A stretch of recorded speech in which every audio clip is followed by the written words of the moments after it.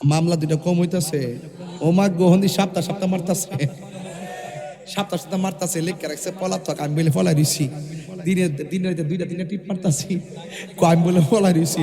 আমি কইছি যে বাবা আমি যেহেতু অন্যায় করছি না, আমি ফলাইতাম না।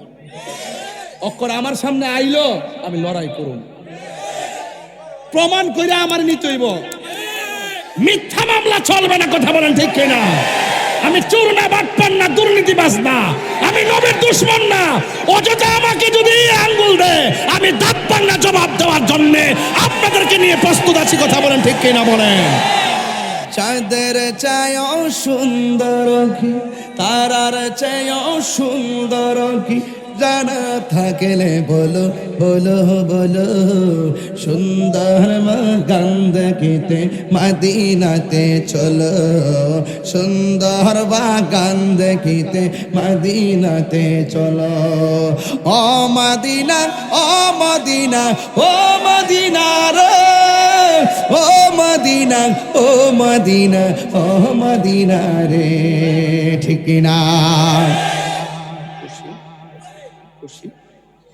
আল্লাহ কবুল করুক। আর তোমরা যে বলতেছ, শোনো একটু শোনো, তোমাদের আবেগে তো আমি চলবো না। অনেক লোক এখানে আমার এই শান বলার ব্যাপারে অনেক বিরোধিতা করে, এই জন্য আমি এখন একটু কমাই লেছি। এরপরও অনেকে মনে করে যে আমি মনে হয় শান গান বক্ত, এত যে 2 ঘন্টা চিল্লাই, জিকির করি মাত্র 10 মিনিট, ওয়াজ করি প্রায় 2 ঘন্টা, এগুলো হেরার চোখে পড়ে না। ওই ঘুরাই ঘুরা যিনি শান গাই, এরা মনে আমি গান গন্যা বক্ত, যার বুঝি কিছু জানি না। এর লাগে আজকা গাউসে পাকের শানের উপরে এমন হাকিকতের ওয়াজ করে দিয়া গেছি। প্রথম যে অ্যালবামটা বলছি, এটা ভৈরবের জমিন আমার জীবনে প্রথম কইছি।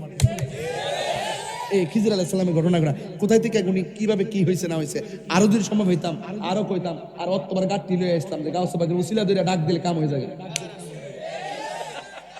এদিকে আর গেলাম না। আল্লাহু আকবার, আল্লাহু আকবার কোন কি লাগে?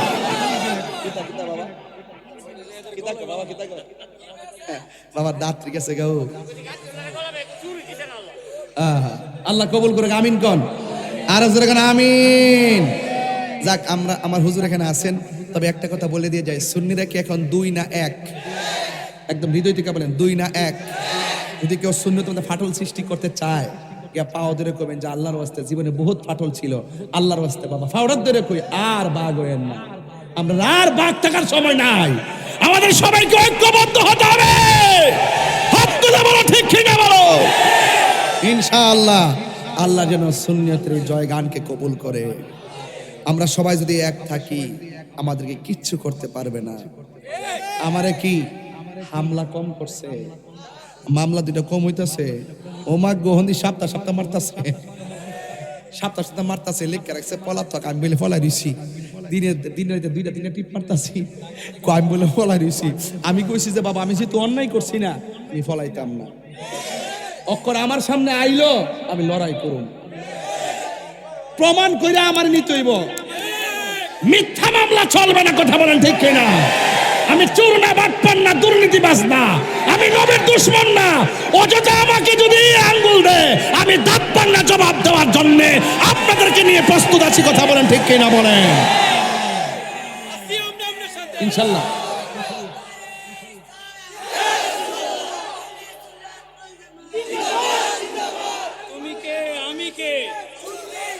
তবে আপনারা নাকি আমার একটা কষ্ট আছে, এই হুজুরে এই বয়সে আমাদের সুন্নিয়তের প্রত্যেকটা প্রোগ্রামে যোগদান কান হয়ে যাইল বলে।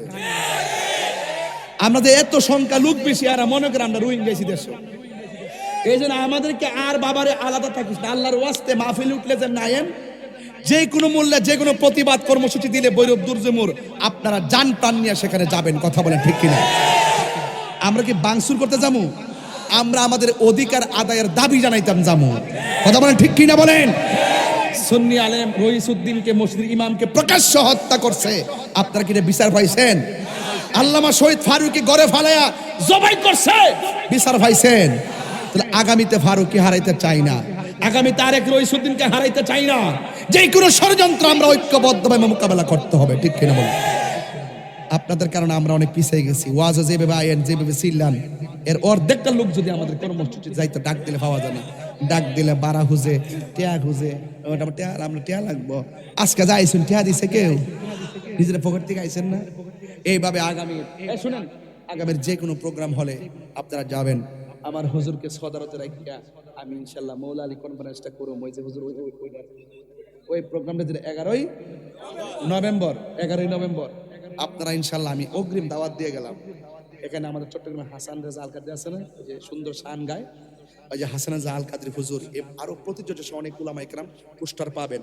আমি তাদেরকে দাওয়াত করতেছি, আসবো। কারণ এই মাহফিলটা শুধু মাহফিল না, এটা একটা ইমানি লড়াই। কাজে আসেননি? এই জন্য আল্লাহর ওয়াস্তে আপনাদের কাছে বইলা দিয়া যায়, মৌলা আলীর প্রেম যার অন্তরে আছে সে মুমিন। সে কি মুমিন। যার হৃদয়ে মৌলা আলীর প্রেম নাই সে মুনাফিক, বেঈমান। কথা কোন ঠিক কি না? এজন্য আপনারা 11ই নভেম্বরটা সুন্দর করে লিখে রেখেন আল্লাহর হস্তে। ওই দিনটার জন্য আপনারা সুন্দর করে সন্ধ্যায় খায়া টায়া একবার যাবেন গা মিলনায়তনে। রাজি আছেন নি এবার ইনশাআল্লাহ? কাম হইতো না, কটি হই রাত্র বাজে 3টা, হাজার হাজার লোক বইয়া রইছে, লড়ে না। আর ডাক দিলে মাঠে ডাক দিলে পাওয়া যায়। যারা যান ধন্যবাদ, যারা যান ধন্যবাদ, যারা যান না তাদেরকেও ধন্যবাদ। কারণ আপনারা দূর থেকে ভালোবাসেন।